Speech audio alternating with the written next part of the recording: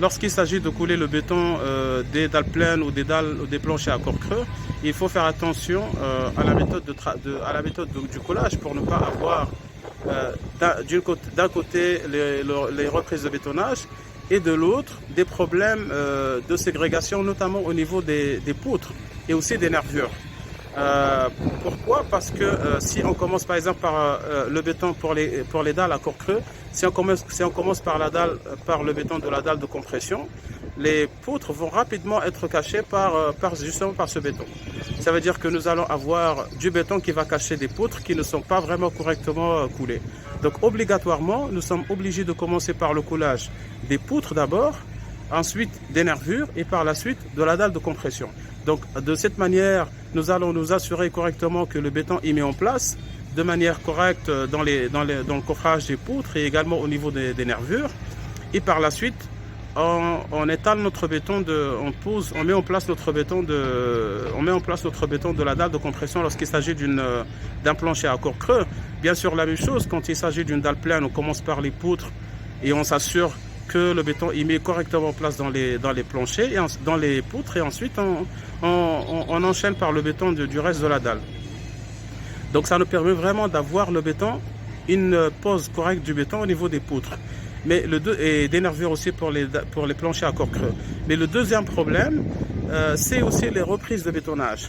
Donc si on commence par le coulage des poutres dans toute la dalle, surtout s'il s'agit d'une grande surface, et dans un deuxième temps, on commence à étaler notre béton de la dalle de compression, par exemple pour les planchers à corps creux, avant d'arriver au dernier point, à la dernière poutre, eh bien, il se trouverait que probablement le béton de cette poutre, il aurait déjà fait sa prise. Ça veut dire qu'à ce niveau-là, nous allons avoir forcément une reprise de bétonnage. Donc, pour ne pas avoir ce problème, il faut commencer par les poutres et ensuite par les nervures, mais uniquement d'une partie de la dalle, pas de toute la dalle. Mais on isole une partie. Bien sûr, la surface de cette partie dépendra du nombre de toupies, de la production au cas où il s'agit d'une centrale sur place, etc. Donc en fonction de ça, nous allons isoler une partie de la dalle et on va se concentrer d'abord sur cette partie. Donc on va couler les poutres de cette zone, pas de toute la dalle, mais uniquement de cette zone. Nous allons couler également les nervures pour les planchers à corps creux, mais uniquement de cette partie. Ensuite, on coule la dalle de compression également de cette partie, et par la suite on enchaîne sur une deuxième partie et ainsi de suite. Mais on ne fait pas l'erreur de couler les poutres de toute la dalle et ensuite les nervures de toute la dalle et ensuite on enchaîne par la dalle de compression, parce que de cette manière nous allons forcément forcément avoir une reprise de bétonnage dans les dernières parties, dans les dernières zones de la dalle. Donc on commence le collage par les poutres et par les nervures. Ça c'est un plancher à corps creux, mais les nervures seront coulées sur place. Donc on commence obligatoirement par les poutres et par les nervures. Pourquoi? Parce que si on commence par la dalle de compression, eh bien le béton va cacher les nervures, il va cacher aussi les poutres.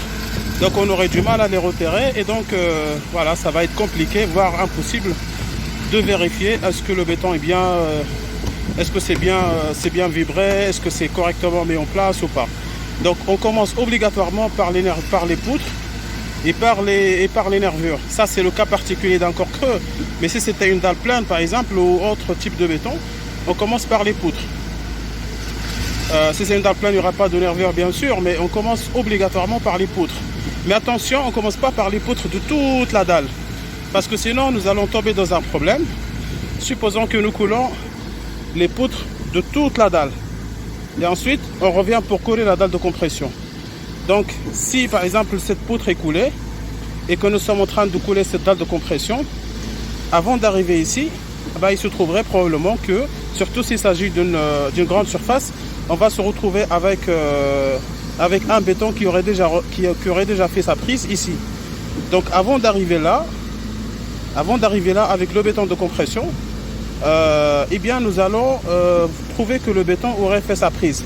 Donc ici nous allons avoir une reprise de bétonnage. Donc automatiquement nous allons avoir des reprises de bétonnage un peu partout, notamment au niveau des dernières zones. Donc c'est pour ça que on commence toujours par une zone, on isole une zone. Par exemple, on commence par ça, on ne commence pas par toute la dalle. On prend par exemple uniquement cette zone Et dans cette zone, on commence par les poutres et ensuite par les nervures de cette zone uniquement. Et puis par la suite, on étale notre dalle de compression. Donc là, ça nous permet de vibrer correctement, de mettre correctement le béton en place dans les nervures, dans les poutres. Et ensuite, tout ça, on peut le faire. Et ensuite, avec ce procédé, on le fait sans aucun risque de reprise de bétonnage avec le béton de la dalle de compression. Bien sûr, s'il s'agit d'une dalle pleine, on fait la même chose, ça veut dire on isole une partie, on commence les poutres de cette partie et ensuite on étale le béton de la dalle. Bien sûr, parce qu'à ce moment-là, il n'y aurait pas de nervure.